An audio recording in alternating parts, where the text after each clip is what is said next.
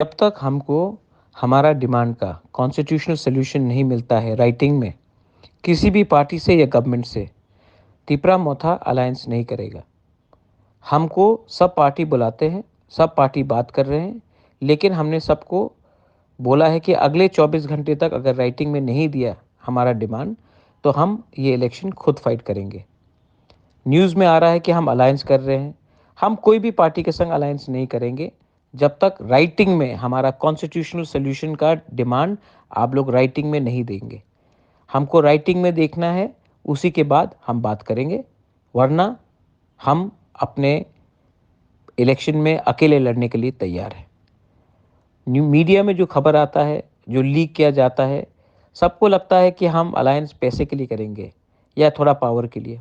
हमारा एक भी एमएलए मिनिस्टर में नहीं बैठेगा, एक भी एमएलए गवर्नमेंट में नहीं बैठेगा जब तक हमारा डिमांड राइटिंग में नहीं दिया जाएगा फॉर आर कॉन्स्टिट्यूशनल सोल्यूशन।